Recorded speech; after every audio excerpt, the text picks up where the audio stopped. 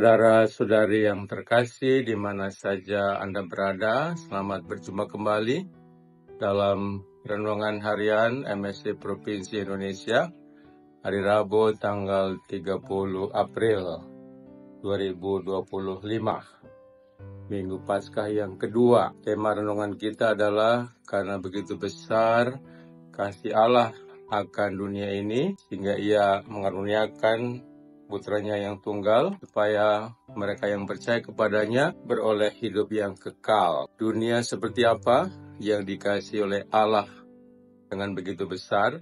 Dari kitab Kejadian kita tahu bahwa dunia dan segala isinya ini diciptakan oleh Tuhan dengan begitu baiknya. Allah melihat semuanya baik adanya. Tetapi ciptaan Tuhan yang juga memiliki kebebasan dalam diri manusia itu ternyata berkembang tidak sesuai dengan kehendak Allah.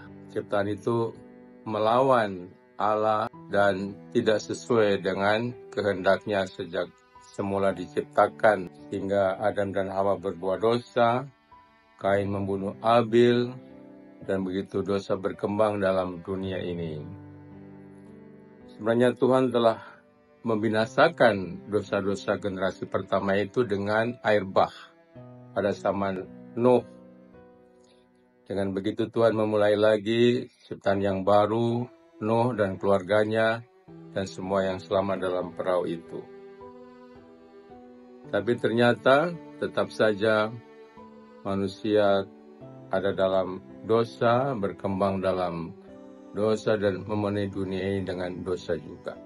Sehingga pada zaman akhir, setelah melalui para nabi, Tuhan mengutus putranya yang tunggal ke dunia, supaya mereka yang percaya kepadanya beroleh hidup yang kekal.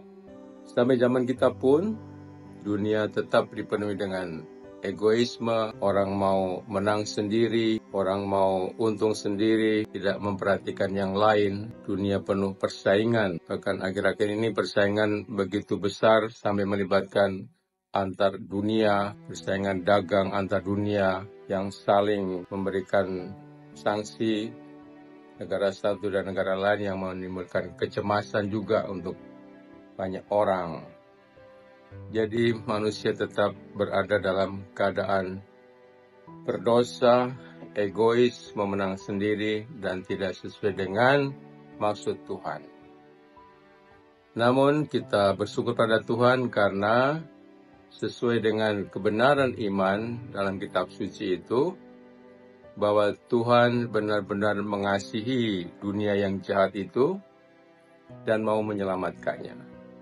Jadi Yohanes 3 ayat 16 ini benar-benar merupakan suatu pewahyuan dari Tuhan, kabar gembira bagi manusia bahwa begitu besar kasih Allah akan dunia ini.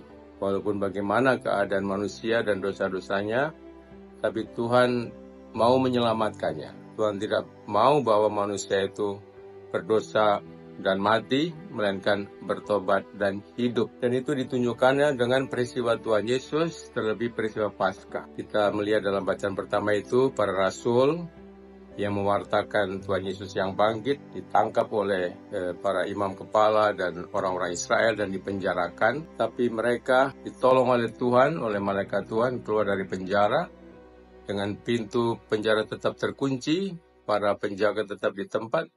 Tapi ternyata mereka ada di bait Allah dan sedang mengajar. Begitu para pembenci para rasul atau orang tua Israel itu telah menjadi bingung kenapa hal itu terjadi. Ya. Sementara mereka kebingungan bagaimana nasib para rasul yang hilang dari penjara, ada orang mengatakan bahwa mereka yang kamu penjarakan itu ternyata ada di bait Allah dan sedang mengajar.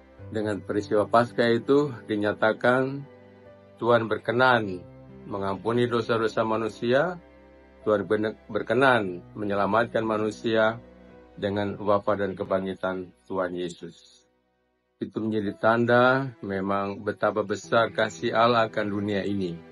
Tuhan berkenan menyelamatkan kita semua, dan kita diminta untuk percaya kepadanya dan belajar dari pengajaran Tuhan sendiri, bagaimana kita harus mengikis segala kuasa dosa di dalam hati kita yang merupakan sumber kejahatan dan sumber penderitaan dan kebinasaan kita sendiri.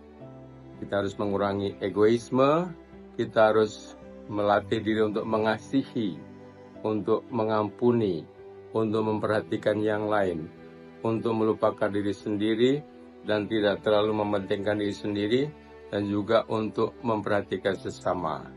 Semoga kita semua diberkati oleh Tuhan dengan kekuatan rahmat-Nya, sehingga kita mampu berkembang menjadi anak-anak Allah, karena Allah sungguh-sungguh mengasihi kita semua.